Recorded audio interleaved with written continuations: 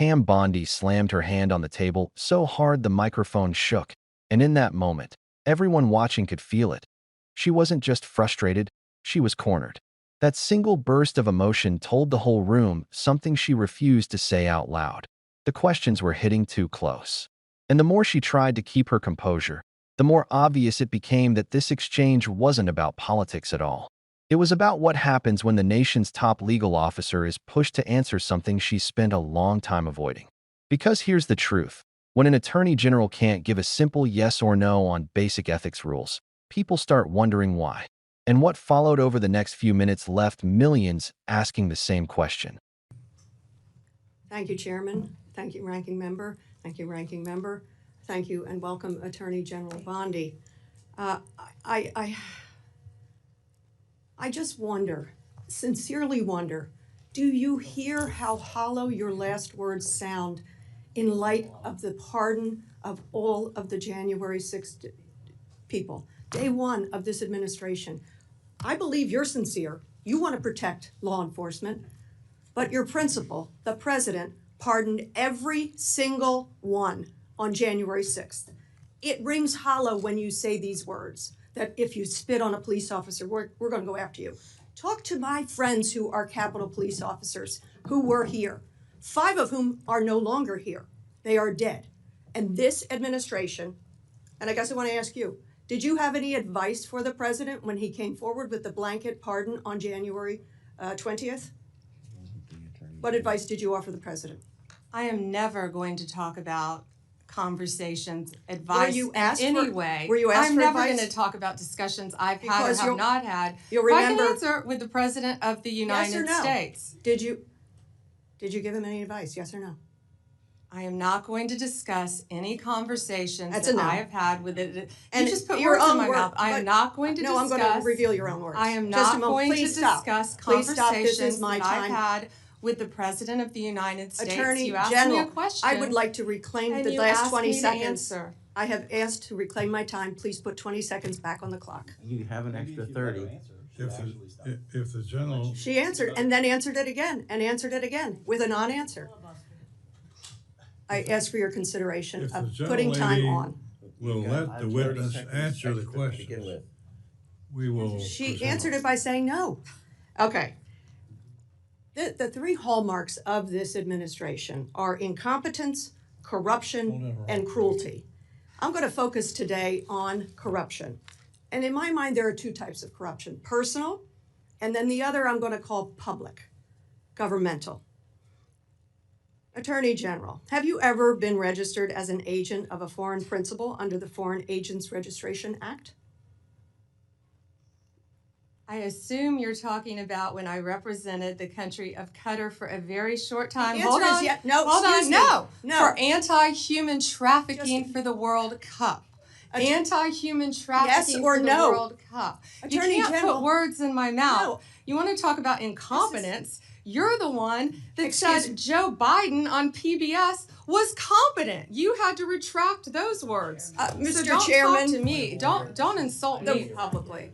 this is so discourteous. This is so outside the committee's guidelines. Taking a personal shot at me while swiping at Biden? Very strange and very unprofessional of you. The answer is yes or no, and the answer is yes. You were registered as a lobbyist for Qatar. Is that correct? Yes. Never mind. Don't answer. Did you disclose that when you went before for the Senate for confirmation? Yes or no? No, it was not in your documents. The answer is no. President Trump. This was discussed at my confirmation hearings in detail. It was it was discussed, but you failed to bring up the conflict that you had. President Trump recently announced he'd accept that $400 million Qatar airplane because it was just prettier than the one he was flying around in. Is it true that you gave advice that this was legally permissible? Yes or no? I will not discuss any advice that my Office of Legal Counsel gives to the President of the United States on any matter. When you spoke before the Senate, you said you would ask for ethical advice. Did you recuse yourself from that issue? And talking about unprofessional, you say the President wanted a jet because it's pretty. Excuse Come me. on, this is a Senate, this is He a said it congressional himself. hearing. He said it himself. What exactly is she trying to hide? From the second Representative Madeline Dean began her line of questioning, the temperature in the room shifted. Bondi tried deflecting, interrupting, redirecting, anything to stop the conversation from landing where it was obviously heading. But this wasn't going away. Not this time. Dean pressed forward with the one question that should have had the simplest answer of the day. Was Bondi ever registered as an agent of a foreign principal? A basic requirement under federal law, a yes or no compliance check, the kind of thing officials disclose without blinking. But Bondi blinked. Hard. She paused. She hesitated. She tried explaining instead of answering. And the moment she did, she lost control of the narrative. She talked circles around her brief involvement with Qatar, calling it anti-human trafficking work, insisting it wasn't the kind of foreign lobbying people think it is. But that didn't matter, not to Dean and not to the public. Because the law doesn't function on vibes or intentions. It functions on disclosures. And failing to bring this up during her confirmation was a problem. A real one. Not a partisan attack, not a misunderstanding, but a red flag about transparency from someone who's supposed to enforce it. What really made people lean forward, though, wasn't the Qatar connection itself. It was the way Bondi reacted. Her defensiveness. Her irritation.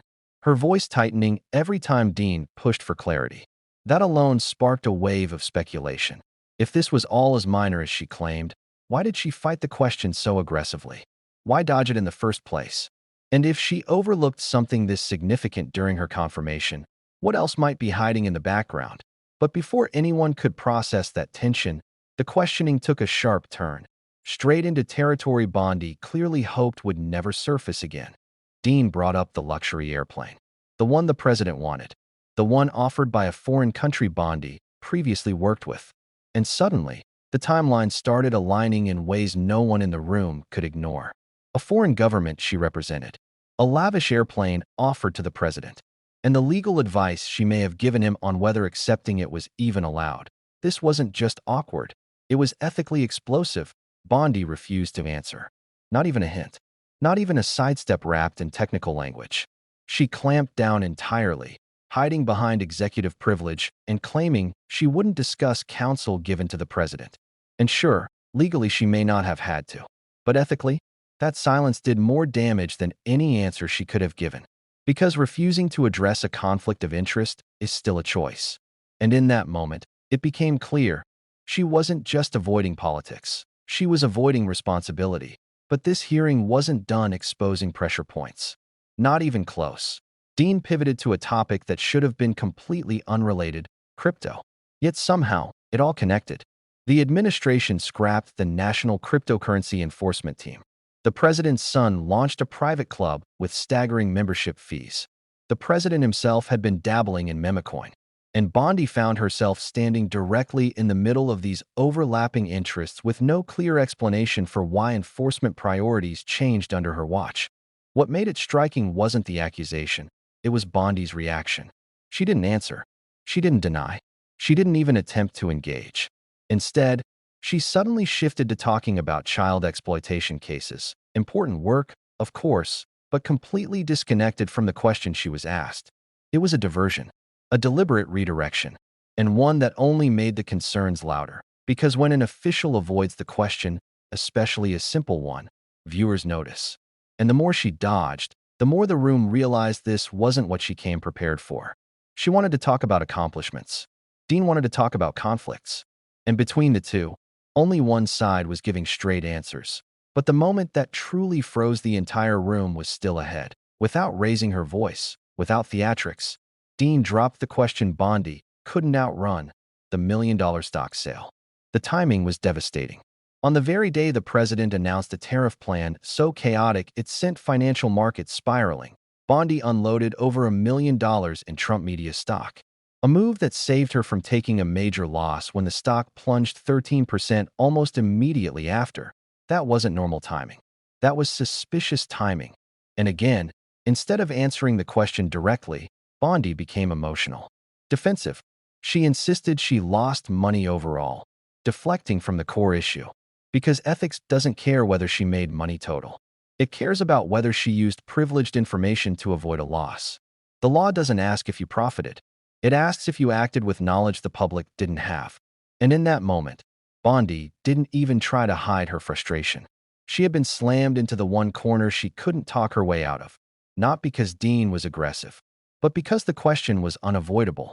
The timeline was undeniable, and the answer could have cleared everything up in seconds, but never came. The hearing ended with a final, haunting observation. Bondi's pattern of avoidance wasn't accidental. It was consistent. At every point where ethics, transparency, or accountability appeared, she dodged. She became combative. She redirected.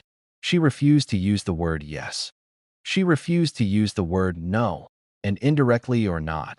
That behavior turned a routine oversight hearing into a nationwide conversation about trust.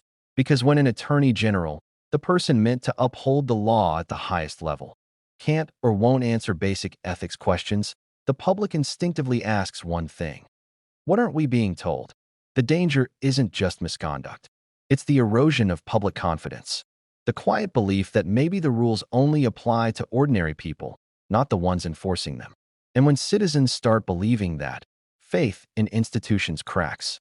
Not loudly, not dramatically, but slowly, quietly, irreversibly. And every unanswered question widens that crack. This is why hearings like this matter. They don't just reveal facts, they reveal patterns. They show who answers when it counts, who dodges when it's uncomfortable, who respects the public's right to clarity, and who hides behind technicalities. And whether people support Bondi or not, one thing became impossible to ignore. She made the wrong choice every time she chose silence, because silence is never neutral. In government, silence is a statement. And in this case, the statement was louder than any answer she could have given.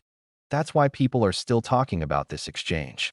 Not because of political loyalty, not because of party rivalry, but because of the simple, fundamental idea at the heart of democracy: transparency. Everything else depends on it.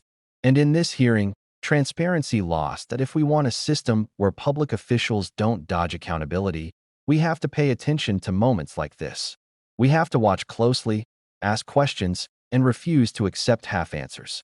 Because the moment we stop demanding honesty, the people in power stop offering it. And if you found this breakdown important or eye-opening, make sure you hit the like button.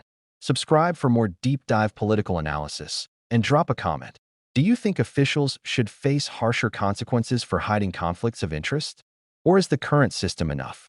Your voice matters, and these conversations are how accountability begins.